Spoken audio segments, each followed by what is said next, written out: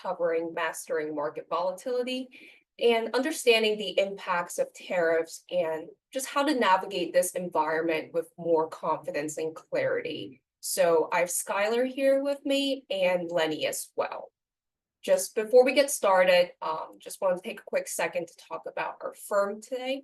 So at Forfeit Capital Group, we're a boutique firm that services clients using a fiduciary approach that puts clients first. So we first of all pride ourselves in customer service and client experience, and we take a holistic approach to financial planning using transparency. So I'll be your co-host today. My name's Eunji Kwon. I'm a financial advisor here at Forfeit Capital Group. And my name is Skylar Riddle. I'm an advisor here as well, a certified private wealth advisor. So a lot of folks have been asking us about this topic, and it's exciting. So we're glad that Lenny's here, and I'll introduce Lenny here in just a moment. And this is something that's, you know, in school, economics was my first love. That was what my major was in. It's interesting to see it in the real world. So a lot of times it's just theory, and now this is practical. So we'll talk a little bit about that, but I promise we will keep it exciting and light, and hopefully you won't fall asleep during the lunch meeting here. And then Lenny, please go ahead and introduce yourself. I'm Lenny McAllister. I have roughly 20 years in public policy, media, and politics, where I have covered a wide range of things. And quite naturally, one of the things that we are all talking about recently is how the American economy is being impacted by the tariff policies that are coming out of the new administration. I'm looking forward to the opportunity to answer your questions and talk more about where we are and how it's impacting us here, both in the United States and how the rest of the world is dealing with us, and then subsequently how we should be dealing with these changing times. Perfect. So before we get started, just wanted to give you a quick overview on how to interact with the webinar today. If you're joining us on a mobile device or an iPad, you can tap your screen to ask questions or get the handout. The Q&A button is at the bottom of your screen. And if you're all joining us on a computer today, the same Q&A button will be at the bottom of your screen as well. So before we get started, this will be the agenda that we'll cover during the webinar today. First, we'll give you a quick overview of what tariffs are and why they're imposed. And we'll move on to how tariffs impact the economy and what we should be doing right now to navigate this environment. Then we'll kind of wrap up with a Q&A session and open up and answer any questions that you may have. And please feel free to ask a lot of questions throughout the process. We had a ton that were submitted ahead of time, so we'll try to incorporate as many as we can into the presentation. If some come up during the presentation, we'll answer it. But like Eunji said, we'll have some time at the end set aside for more specific questions as well. Try to get to everybody. Perfect. So what are tariffs? So just an overview, tariffs are taxes, imposed by a government on goods and services from other countries. There are various types of tariffs, ad valorem, specific, compound, and mixed. So ad valorem is a certain percentage of a product's value, specific is a certain dollar amount. So tariffs are imposed for various number of reasons, either strategic or economical reasons. The main ones are to protect government domestic industries, to advance foreign policy goals, and for leverage in negotiations. So that's a pretty good, summary of just a really high definition of tariffs. So why don't we talk about where we are right now and how this is unique times. This is a report as of April 16th, so it's relatively up to date there. And you can see that this is a higher level than we've seen in some time. So Lenny, why don't you talk a little bit about what we are seeing now, how it compares historically, and start us off from there. Generally speaking, over the last several decades, what we would find is that our approach to foreign trade was one where we would use our soft power as consumers to dictate the world order, not just from a military standpoint, but also from a consumer goods standpoint. We were, as we all well know, the largest economy in the world, and pretty much since World War II had been one of the drivers that would create growth, even with our former enemies from World War II, to bring about not only a level of wealth for the United States and expansion with GDP and the like, but also as well bringing some different opportunities in different markets. As we well know, we have seen the United States go from enemies to being fiscal allies, then military allies, starting in the 1980s. We have seen other markets open up to the United States moving forward as well. However, if we look at a broader scope of how tariffs were used historically, through the 1800s, we were a tariff-based society, but that was also when global trade was not as incorporated as it is today. So as you can, a lot of people may have been talking about the tariffs of the 1930s, particularly the early 1930s, right around the Great Depression, was a cause of exacerbating that economic angst that we all felt throughout the 1930s around the world. So after World War II, there was a move to incorporate more of the economies in different countries, make sure there's more free trade abilities and alliances that allowed goods and services to flow across borders and spread prosperity. With the Trump administration, we have seen a philosophy that Donald Trump has had going back to the 1980s as one that was more tariff heavy. So now that he is president for the second term, you're seeing even more of a doubling down on that policy than we did with the Trump administration during 2018 and 2019 in particular before COVID. Now, there's a couple of strategies as to why, as far as the justification behind the administration's moves, including trying to onshore more manufacturing, looking at the lessons from COVID and saying our supply chain globally was broken during COVID. We need to onshore some of those industries as well, including pharmaceuticals. Yet at the same time, because the global supply chain is so integrated, doing these moves in the way that we have seen in 2025 to date has quite naturally, as we've seen from the market and elsewhere, caused some disruption. So we're at a very unique period of time because we're basically taking the new order of the economy globally over the last, I would say, even 5 to 6 decades, and you're taking an old school philosophy in regards to foreign trade and how we interact with the rest of the world from the early 20th century, and we're combining them together in the first 4 months of 2025, and we're seeing the markets kind of react to that, everything from the bond market to the stock market. Yeah, and Lenny, we've seen, there's a few reasons why tariffs kind of come about. We are in a unprecedented time with the debt level of the budget deficit that we have every year, running at right now probably about $2 trillion, and the outstanding debt above 36 trillion, and that helps for supply and demand. There's a big demand for consumers to buy goods. As Americans, we generally like to buy cheap goods, so that has impacted the trade deficits that we have with other countries. We'll get to this in a little bit, but talking about the value of the dollar, how that impacts things as well. So, I mean, these are some of the things that we are seeing. Everybody is seeing if you're not living under a rock, with possible price increases, possible stagnant or negative job growth, uncertainty with interest rates, and the fluctuation in the value of the dollar.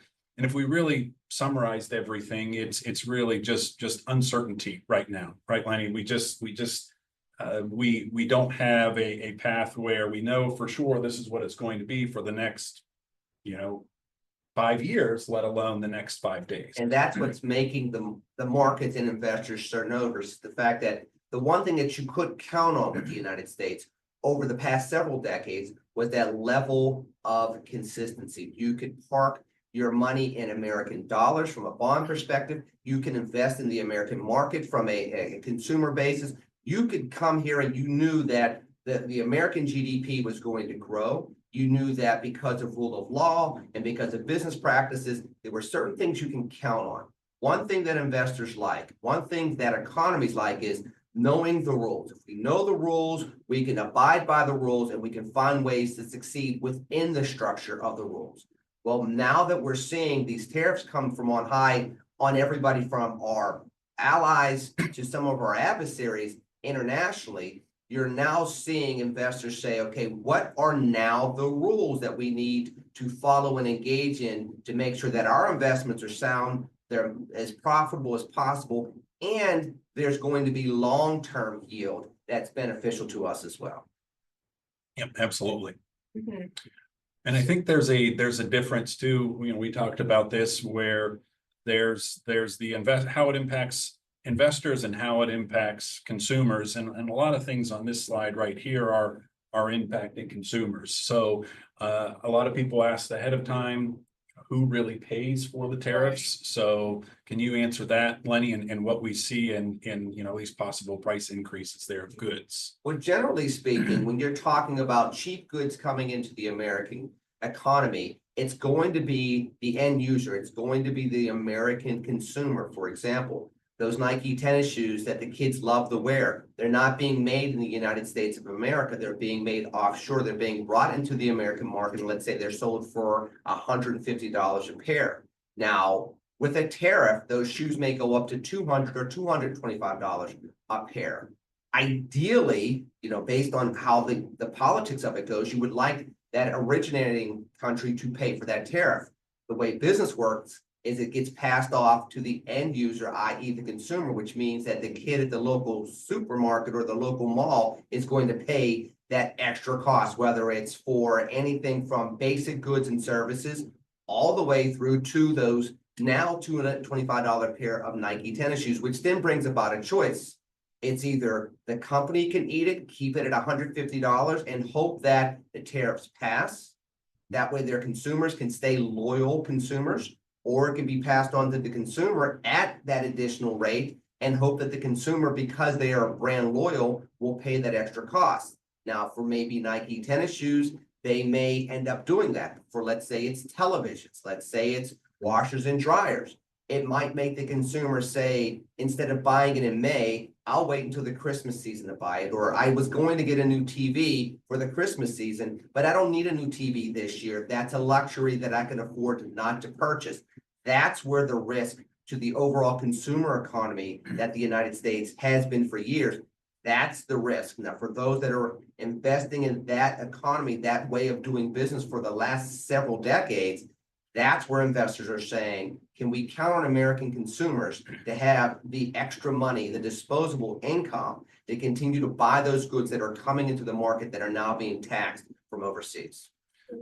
And that's an important note, because we talk about taxes. It's a tax, and the American tax rate is a progressive tax. The wealthier individuals pay a bigger percentage of the tax here in America, but tariffs are a regressive tax. If it's a $50 increase for the price of shoes, it hits everybody the same. And folks that are living more paycheck to paycheck, they have one less paycheck to maybe spend on those goods. So, some things that we see out there, we're glad that there is a healthy amount of money on the sidelines. Consumers have about $7 trillion of cash right now, but it's not spread across evenly. So that is something that does impact the consumer, as well as the importer and exporter there. Lenny, do you think there's certain industries or products that would see more of an impact with these tariffs? I would say definitely things that are made overseas at a cheaper rate. I brought up the example of the Nike shoes. That would be an example of that. Another one would be electronics. We're used to spending a certain amount of money on our cell phones. People forget, because we've taken it for granted for 2 decades now, that we are now walking around with computers in our pockets. We're also walking around with phones in our pockets. We're also walking around with maps in our pockets. That costs money. And if you now bake into the cake the tariffs that would be coming from China and others, which is why the Trump administration put some of the exemptions out not that long ago on things such as electronics. Now you're looking at a phone that might retail at $799, that now all of a sudden might go up to $1999. And now the 15-year-old that's able to ask his mom or dad to put that on their cell phone bill now there's a pause to get that new phone. People forget that more often than not, the way that the electronics industry works is you're upgrading that phone every other year. You're upgrading that computer every other year because technology is at a price point where the average American can do that. And it's beneficial for the business because it's being offshored as well as the American consumer. These tariffs, from an altruistic standpoint, are trying to bring back certain industries.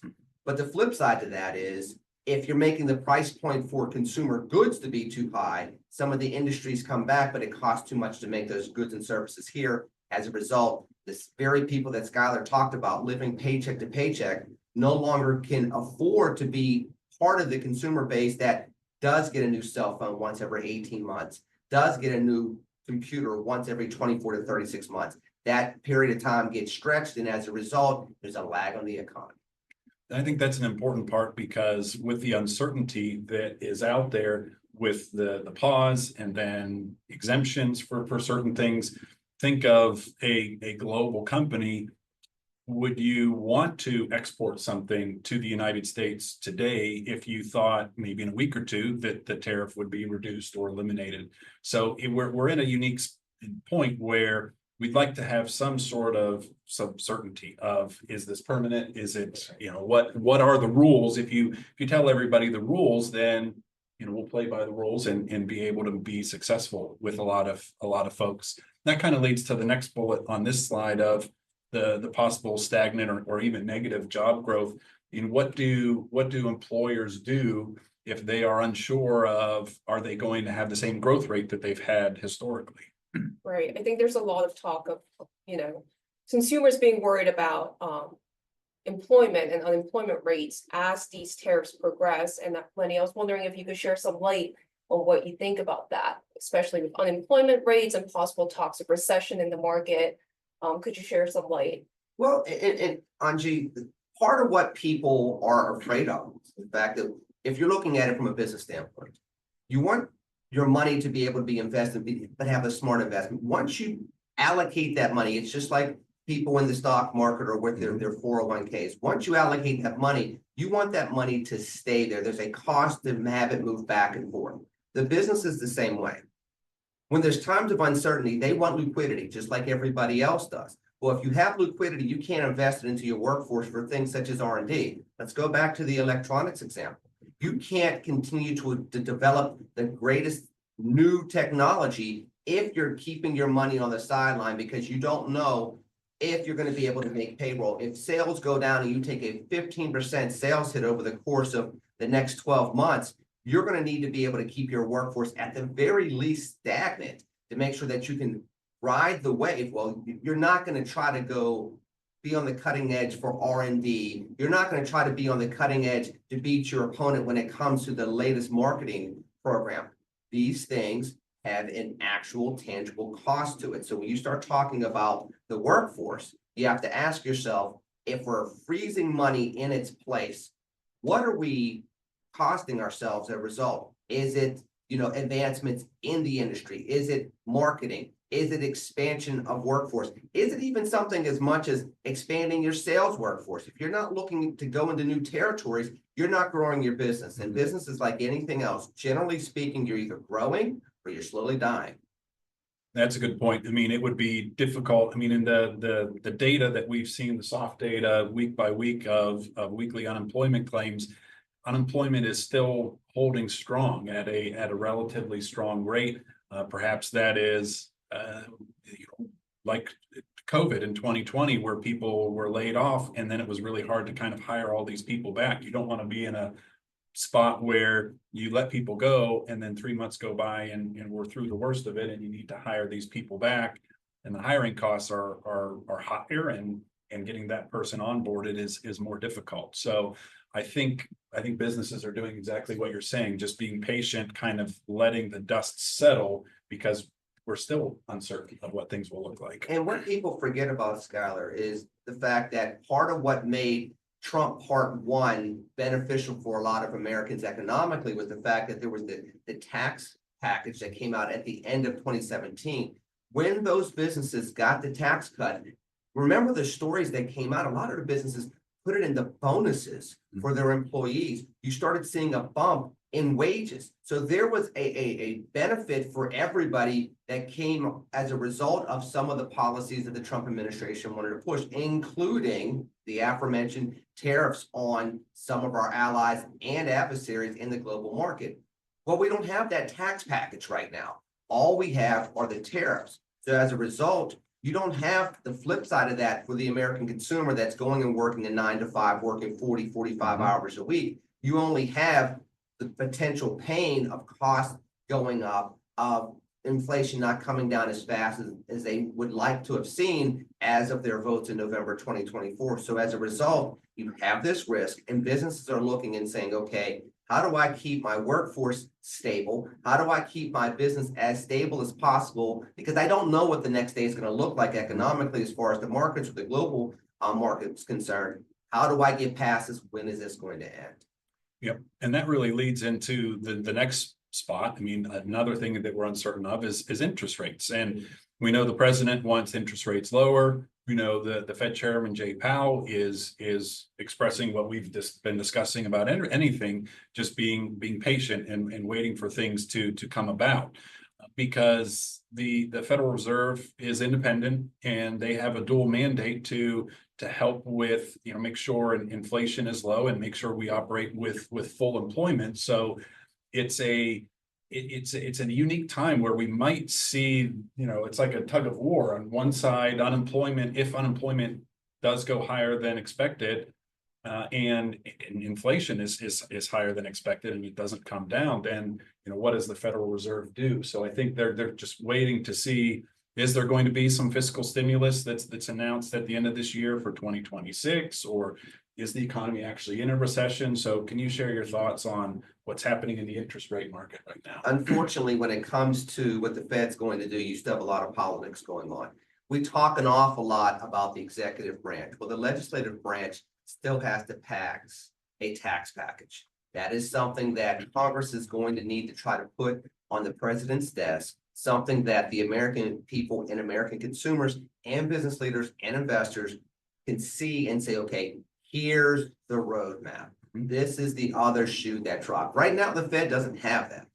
And so Chairman Powell and others are looking and saying, okay, we don't want to move quite yet because inflation hasn't come down as much as we'd like it to. We're watching multiple streams and multiple pathways come out from the administration that don't signal to us what the 6-month plan is going to be. Even when you've talked to some of the leaders in the administration, they would say, why do we have this tariff strategy the way we do? Some are saying to bring manufacturing back. Some are saying to make sure other countries are paying their fair share. Some are saying it's going to pay for the tax cuts. Some are saying it's going to offset our deficit, which again, you can't have the money coming in from the tariffs and then immediately put it in the tax cuts. So even some of the answers that are being given by the administration seem to contradict each other. So part of what the Fed is waiting for is, what's that other shoe that's going to drop? Again, as I mentioned previously, people want to know what the rules are going to be. Once they understand the rules, whether they like them or not, they can at least then from there figure out their game plans financially within the structure of the rules, and then subsequently chart a path from there. People forget, in the 60s and the 70s, we did not have this international trade the way we do now.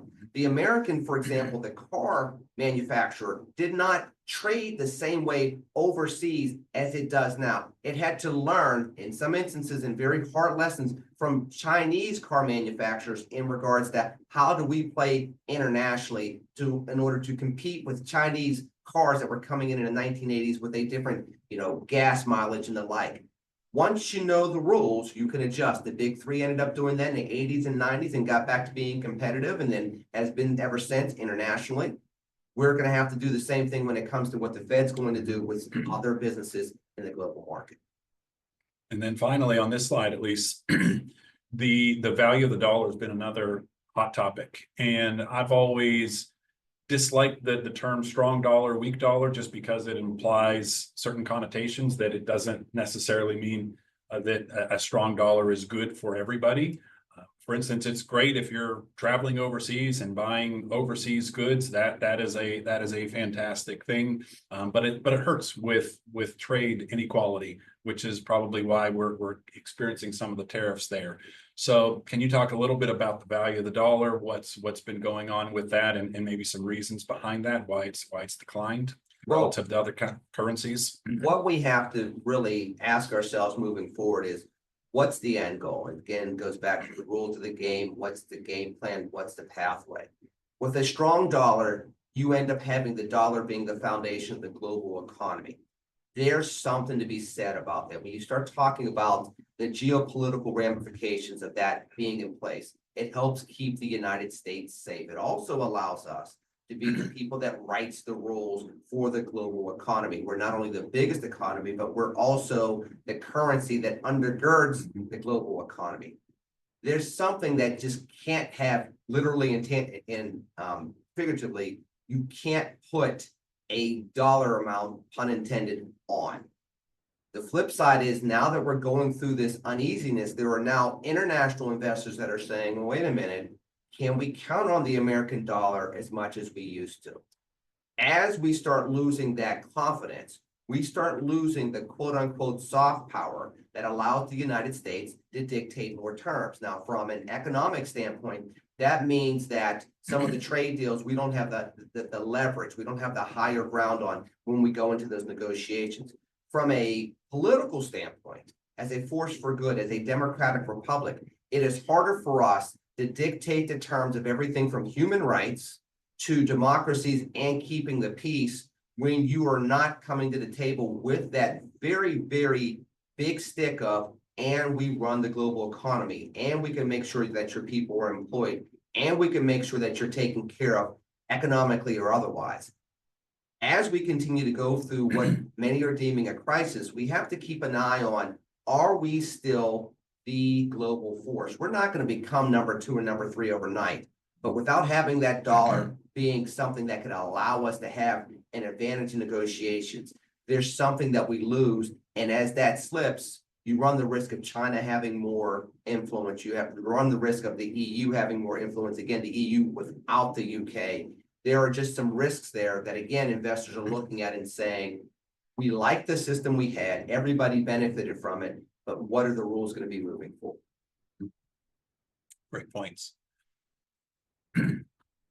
So we'll kind of shift gears a little bit. We talked a lot about the consumer, what's going on right now, the big four, I guess, that are topics. So talking a little bit about what should we be doing now, and this is maybe more on the side of investors there.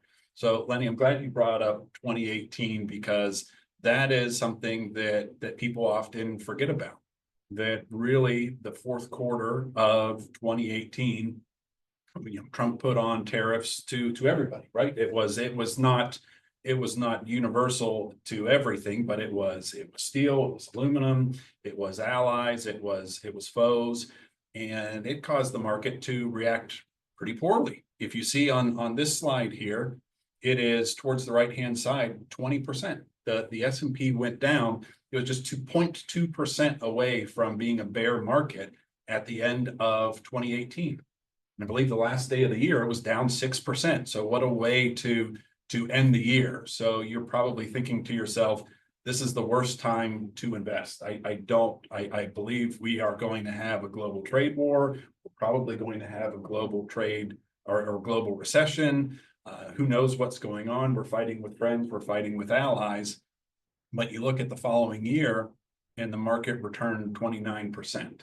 So this is all to say that nobody can predict when we hit the bottom. You can see on the very far right-hand side, from peak to trough, we've hit 19%. So just about where we were last time. Now we understand, as the previous slide shows, that the tariffs are a little bit more aggressive this time around, comparatively speaking. And what a lot of people are kind of opining on is we're not sure, why the market reacted so poorly in those days after the announcement. Is it was much more than expected, and we weren't really sure why we came up with those numbers, because it wasn't just well, you have a tariff of this on us. It had other factors at play, right? Lenny, we talked about fat taxes or value add. There was the trade deficit there that we had with those other countries. And take a country like Vietnam, for instance, they're naturally going to have a trade deficit with us because it's a completely different economy there.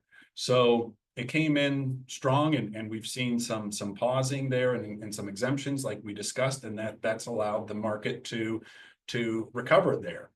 And in prepping for this, looking back at some old headlines, it was really interesting to see that that 2019 was such a good year because there was so much fear that the global GDP numbers were going to be very low. It was going to be a terrible time, and it actually turned out to be one of the best years on record there. So we're not here to say this is a good or bad thing. Like Lenny said, we just want to know what the rules are. So if we find some sort of certainty, then we believe we'll be able to move forward. We're not saying this is going to be another Great Depression where it's going to take us a decade to get out of this or even more. We just want to get a little bit of more clarity through the negotiations. What is the Federal Reserve going to do? So we're going to learn some things in some time. But I don't know if you have any thoughts on how this compares differently to 2018 or anything along those lines, Lenny. I think one of the things that a lot of the investors looked at in 2018, 2019 was they thought there was a backstop of the 2020 election. Again, remember, this is before COVID. So people were looking at this and saying, okay, we've gotten through the midterms. Donald Trump has to run for re-election. If this hurts too much, he's going to ease this down. That's a different political calculus than a president that comes in his second term and is constitutionally term limited, that says from the outset of his administration, this is what we're going to do. Plus, administrations matter. It's not just who the president is. Obviously, Trump versus Trump, they're the same individual, but it's who's advising the president.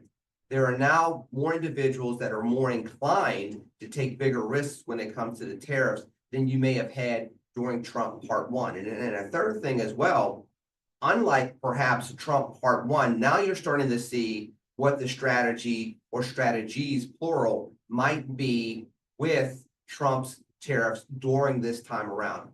People also forget, we didn't have a war in Ukraine. We didn't have the conflicts in Gaza. We didn't have some of the international strife that we didn't have in 17 to 20 that we now have in 2025. All these things are considerations. There is still a back and forth between the EU and Russia when it comes to Russian gas at a time where the EU and at one point in time, obviously much more the United States was trying to push back on Russia with Ukraine. This also matters when it comes to the global market. Same thing with China and Taiwan. There is now a different dynamic going on between those two markets that are going to impact how investors look at the rest of the world based on what the Trump administration is saying from a geopolitical perspective, as well as a geoeconomic perspective. So we can look back at 2018 and 2019 and say, maybe there is a roadmap there, but the calculus geopolitically is much different. And as a result, there's a little bit of analysis we have to do from that angle as well. Right. And I think that's why the market is still trading the way it is, that we're not through the woods yet. There are some good days, there are some bad days, and that part is not dissimilar from what happened in 2019, where there would be announcements, there would be tweets, and it would cause the market to be erratic. So, our job is to make sure that we stay the course. So, and before I move on from this slide, the last thing I want to point out is, and this happens so often, it's always for a different reason that it goes down. You can see the average is 14% is the downturn, but 34 out of 45 years, which is about 75% of the time, the year is positive. So it's our job to certainly, we look at this and we're fearful of certain things of just having uncertainty, but we need to be steadfast in what our long-term goals are, because this is temporary, and we know we'll be in a stronger footing once we get to the other side. So I always like to show this slide as well, especially in volatile times, because we don't manage money on a year-to-year basis, and we don't invest money on a year-by-year basis. So these are returns dating back to 2010. So we've had a lot of things happen since 2010. We've had the pandemic. We've had the trade war in 2018, 2019. We've had, very high inflation in 2022. We had the taper tantrum in 2013. So there's 3 presidents. Right. So there's so many different things there. So this is a very, very special chart. So for clients of ours, especially if you've been a client for a long time, you know that we believe in the equity market.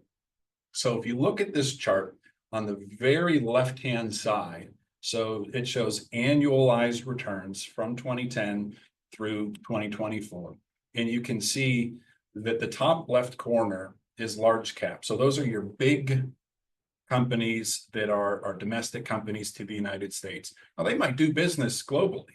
We think that's great that they do business all over the world, not just in the United States. But that's been the best place to have your money over the last 15 years, at least in this chart. Now you look at number 2 and you see small cap, and small companies are very important as well. But look at the very next line, and that's the volatility. So that's how much things go up and down. So even though small companies were number 2 on the list, they were number 1 for volatility there. And you have to go over halfway down before you see the large companies' volatility. So even though there is some volatility, even though there's ups and downs investing in the market, over the long run, this is a very good place to be to have your money. We look at 2018 in this, the large companies were down 4%. Didn't seem like a lot, but we already mentioned it was down 20% by the end of the year from where it was in September. So that's a little misleading. You might say we only lost 4%. Well, we've already recovered a fair bit so far this year from our trough. So you look at 2019, the very following year, and it was up quite a bit. So for folks that are near retirement, in retirement, more conservative in nature, look at the white bar there, because people are asking, what should we be doing now? I am a year from retirement. I am 5 years from retirement. So anybody that's ever talked with us, that this is something that we bring up, right, Eunji? We ask them, how much money do you need to pull from this particular portfolio, this nest egg? It could be retirement accounts. It could be non-retirement accounts. It could be a number of different buckets there. So we look at that and we want to make sure that we have several years outside of the stock market. Because if you look at the very bottom, if we just said, well, we'll be in cash, just ride it out because I know I won't lose any money. Sure, there's no volatility. It's the very last. It's only 0.9% for volatility, but it doesn't really grow very much. And the same thing with bonds. Bonds historically have been a nice safe haven. We believe in having bonds in your portfolio as well as cash if you are needing to be drawing on your money, but it's not a wealth builder. It is an important piece there. So the asset allocation square in this slide just shows that you can have healthy returns by being broadly diversified and take a lot less risk. So a little bit less risk than just putting it all in stocks. For younger people, this is a great opportunity to be investing in stocks, and it's money that you're not going to need for a long time. A lot of people are needing this money to live on. So that's why for us, it always comes to the planning. We want to do this ahead of time because emotions, we don't want emotions to get the better of us. Because if emotions got the better of us, we would have sold all of our stocks at the end of 22, we probably would have bought stocks at the end of 23 or at the end of 24, just the worst timing. And that's a surefire way to lose money or not have that positive wealth. So Eunji, I don't know if you speak with folks as well, and you share anything differently when you're talking about making sure that the plan all comes together. You nailed it. I think the power of financial planning, especially in situations like this, will kind of safeguard you and have a plan. And I think that's the most important thing. Despite all this, any situation that comes along the way, your plan would be built to kind of withstand anything that happens within the market. And something else that I want to get your opinion on, Lenny, is a lot of folks are asking about the global economy and global assets, especially developed markets, because if we look at the far right-hand column, the developed markets, that's DM equity, that has done the best so far year to date. So it's something where this is we don't know the answer to this yet. For the last several years, we have had U.S. exceptionalism. The United States market has warranted a higher price to earnings ratio. The value of the international markets have been at a discount, so it has looked like a good time to invest in global equities for a long time. But if we look at the annualized return, it's less than half of what the United States stocks have returned. So that's why we can't always look at just a metric, a price to earnings ratio or something like that. So we're not sure if U.S. exceptionalism is dead and gone, and if we will just be resilient or if we will just be middle of the road. But can you share your thoughts on what it means for the global economy? Well, you mentioned the phrase American exceptionalism, Skylar, and I can tell you that the world still wants American exceptionalism to play out. We're still a market of over 330 million residents here in the United States of America, and we still have the largest economy in the world. And we touched upon something previously, which is we spend a lot of money. We may not make as many things here in the United States of America as we used to. That does not mean that our economy is weak. We spend a lot of money, and as a result, you're going to see that the EU and other markets still want us to spend money. Look, the Chinese, who we're in this trade battle with right now with the tariffs, they still want American goods and services. The Chinese people would still prefer to get American soybeans. They can't get them right now because of the tariff war, but everybody benefits if American farmers can send soybeans over to China, and Chinese consumers can benefit from American soybeans. So there is still a desire of everybody, including from the Trump administration, to continue American exceptionalism. Now, as we continue to go through this, and we've seen this with the Trump administration already since Liberation Day in early April, there's this calibration of we want the tariff rates to be equal, but at the same exact time, we want to make sure there's not too much of a disruption in the global market. We want some of the quote unquote fairness to be shifted on the doorstep of the EU without giving too much economic power to the EU. We've already heard conversations about the EU and the Chinese negotiating their own trade deals. That's not necessarily something that we as Americans would want in the long term. So we have to keep in mind that that may not go all the way to fruition at this point in time. Skylar, you touched upon that term, and I would probably like to think from a political standpoint that American exceptionalism from an economic standpoint is something that everybody still wants. It's just a matter of what is that going to look like in a world where the tariff calculus has been changed. It's been tweaked a couple of times already. Where does it finally land? I think that's the answer that everybody's waiting for is where do we fall on that? I mean, the way that I describe tariff negotiation is, I mean, it's like negotiating with a hand grenade. If it goes off, you're hurting your opponent in this negotiation, but you're also hurting yourself. So can we do it in a way that everybody comes out better? There's going to be some pain. It's with any negotiation.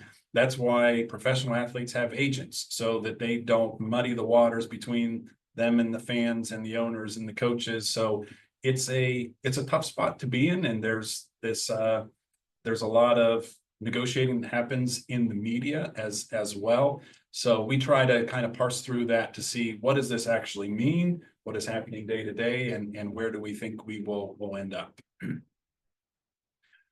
So with that, that concludes the bulk of our presentation. So we left about 10 or 15 minutes here for individual questions. Eunji, are there any that came in ahead of time or came in through the chat that you want to touch on first? I think the first one I want to touch about, just because we're talking about how tariffs are implemented, a question I see is, do you think there's any negative economic impacts just on the way that the tariffs are being implemented right now? That's a good question. Do you want to take that one, Lenny? I will definitely take that. And I appreciate the question out there. Appreciate everybody that's asking questions. The critique that's always been out there with how these tariffs have been rolled out is the fact that it doesn't seem like there's a rhyme or reason. Again, people want to know what are the rules of engagement so that they can work within the framework of that rule or set of rules, and then subsequently find a way to win within the framework rule, the set of rules that we have. We're hearing everything from fair share with tariffs to, getting back at our adversaries economically, including China, who we've been told has been taking advantage of us for a while, to bring back some of these jobs. Well, in some of these instances, they're going to contravene each other. So part of what we have to find on is what's going to be the primary goal? Is it going to be bringing the jobs back? Because the jobs might come back, but all the goods and services for the next 25 years may go up 25% because everything's made in America.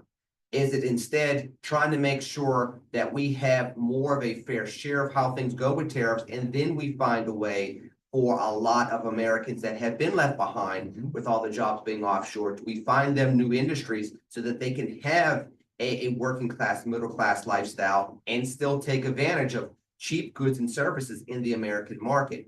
At some point in time, all these competing goals are not going to be able to stay on the same level. At some point in time, there's going to be a final prioritization of what the goals are.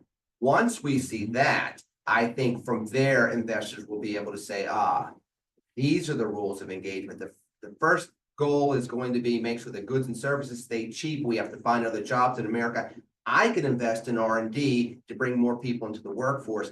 That will allow this tariff war to play out, more people to work. Maybe you start seeing jobs surge and you see a resurgence of the American economy. But at some point in time, we have to see how are these goals, I should say, going to be ranked 1, 2, 3, 4, and how do they interplay? That's a good point, because you go to a Target or Walmart and you buy a golf shirt for $5 or $10. That's nice. Do we want it to be made in America and pay 25, 50? I mean, we have to figure that out, right? As an economy, as a country. So it's not going to be a one size fits all, and it just gets back to what is the end goal and how do we get there? And what's going to be interesting about that, folks, is it's not going to be a decision that's going to be made by policymakers. It's going to be made by the consumer. If that golf shirt goes up to $40 a shirt, the kid that wears that golf shirt, that polo, to a parochial school is no longer going to buy 4 shirts for the school week. They're going to buy 2 and wash them pretty often, which means that there's 2 sitting on the shelf. You multiply that up repeatedly, that's when you start seeing people's quarterly earnings saying we're down 7%, we're down 10%, because all of these decisions made by consumers across the economy compound against each other and subsequently either create these deficits that these companies aren't expecting, or the flip side is, if this gets resolved, maybe they see that bounce back. Thank you. I appreciate that, Lenny. I think another question that we saw, and a lot of my clients have been asking is, so what do we do? How do we prepare ourselves to kind of weather through this as an investor and as a consumer, right? So Skylar, if you can take the investor side and kind of answer. Yeah, absolutely. So I think it gets back to having a plan. So for those that don't know, whenever we're meeting with someone for the first time, a potential client, we want to know as much information as we can so that we can come up with a good plan. there's always these externalities out there that can negatively impact your plan. If you said at the beginning of every year, look, there's a 1% chance that we're going to have a trade war. There's a 1% chance we're going to have a global pandemic. There's a 1% chance we're going to have a global financial crisis. There's a terror attack, anything. There's so many things out there. But if we can make these decisions when things are calm, it makes our next decision a lot easier, which is for folks that have that plan set up. The discussions we're having is how much do we have in the portfolio total and how much do we have outside of the market. A lot of those, the safe money is in cash or money markets or bonds that are coming due, and those bonds are maturing. We might say you have a $50,000 bond coming due. This is why we own it, because this is going to help pay for your living expenses. So it's a little bit more difficult when we don't have that plan. So because the last thing you want to do is to sell things when it is down. Certainly times come up, and we just finished tax time. People sometimes need to take money from their portfolio to pay taxes. So sometimes we can't avoid it, but that is the goal, is to make sure that we develop a plan ahead of time so that emotion is out of it. We might not like to see the value of our portfolio decline, but we say we have X number of dollars, which equates to 7 years of my income need. Do we think in 7 years we're going to be having the same discussion? I hope not. I hope it's a different type of discussion. There's probably going to be some more uncertainty in 7 years about something totally different. But that's how we do it as an investor, is make sure that we kind of want to be contrarian and go against the grain, where if everybody is panicking and selling, that's a good time to be buying. From a consumer standpoint, the first thing you can do is continue to educate yourselves.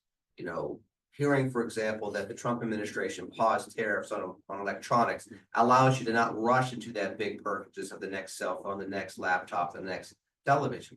But as you also have seen, there were some tariffs that were put down on automakers for a period of time before some of those tariffs were paused as well. And you did see a surge of individuals that went and said, I'm going to make that car purchase before this is announced versus afterwards.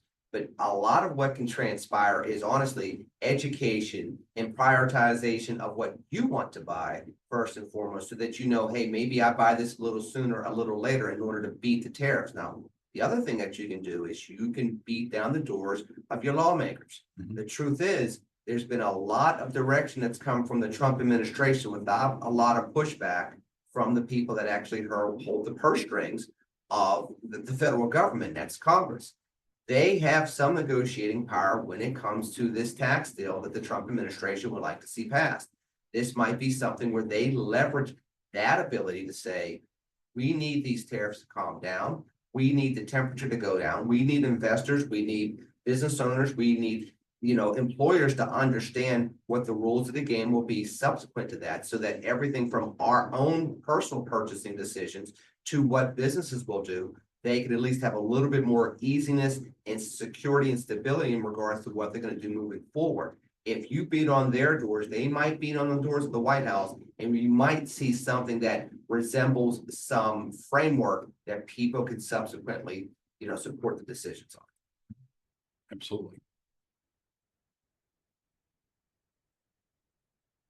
I mean, another one that has come up a few times is what it would take, or the likelihood of onshoring business here or securing the supply chain, because certainly, yes, 2020 was a really good example where we don't want to be completely reliant on China for ventilators. That was challenging.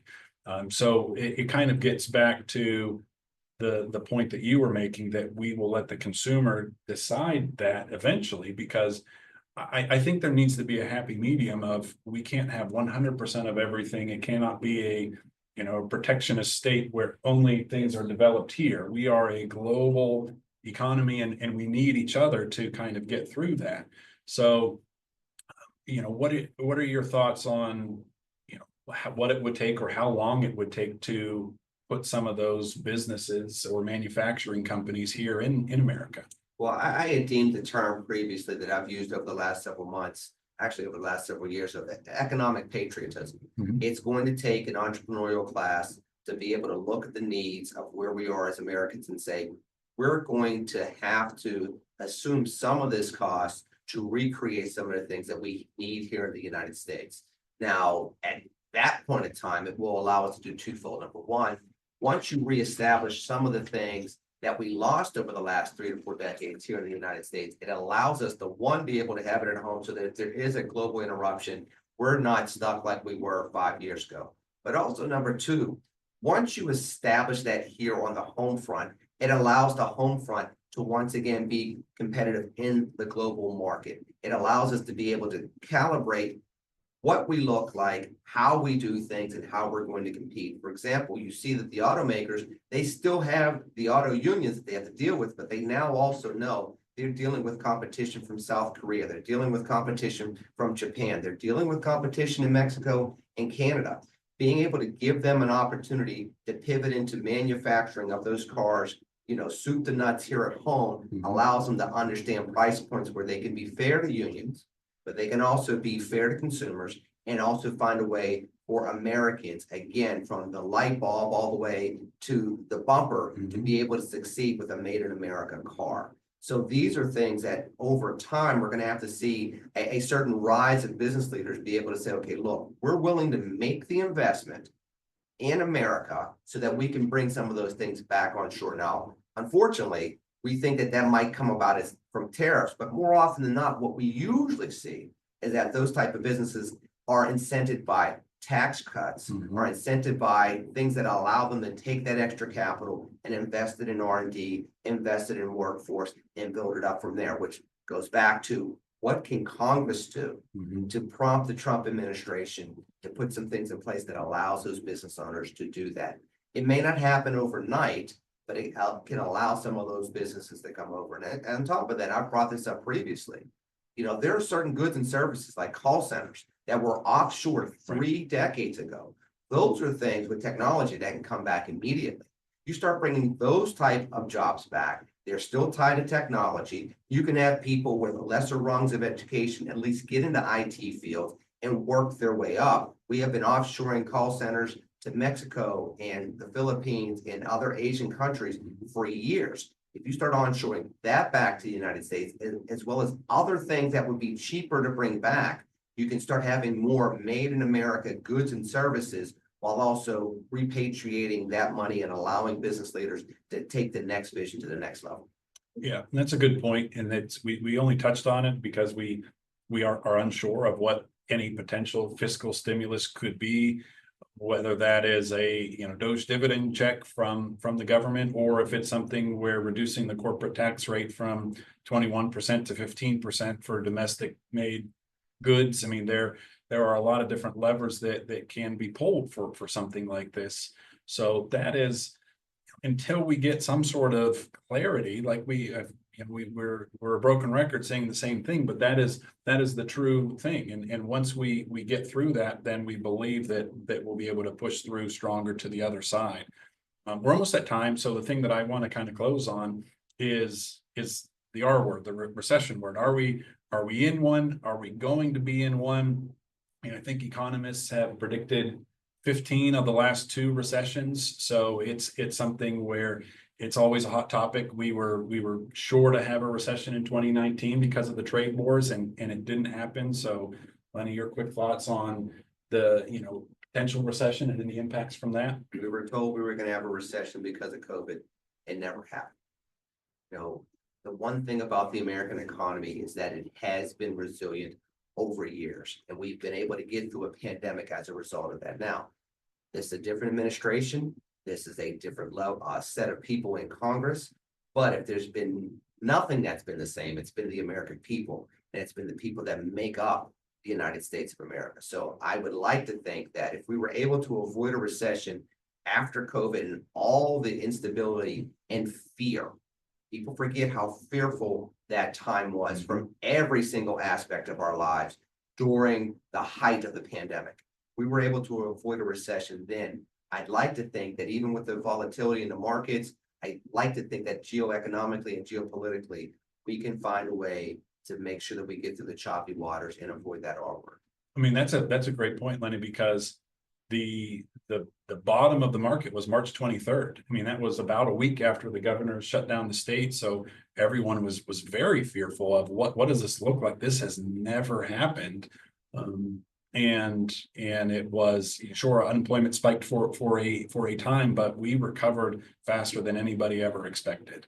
So with that, we certainly appreciate your time. I want to let everybody know that we're talking more specifically about bonds here in a few weeks. So what to know before investing. Here's our contact information for myself and Eunji, and to make everybody happy, here's our disclosures at the end. So for anybody that asked the question that we didn't get to, there were more than a dozen that came in through the chat, and more than a dozen that came in ahead of time. We tried to put them all together. Your Fort Pitt team will reach out to you to answer those questions. And for those of you that don't work with us, then one of us will reach out as well to make sure that you're comfortable with the answer there. So Lenny, thanks so much for your time. Thank you. Eunji, thanks for your time. Thank you. Take care, everybody.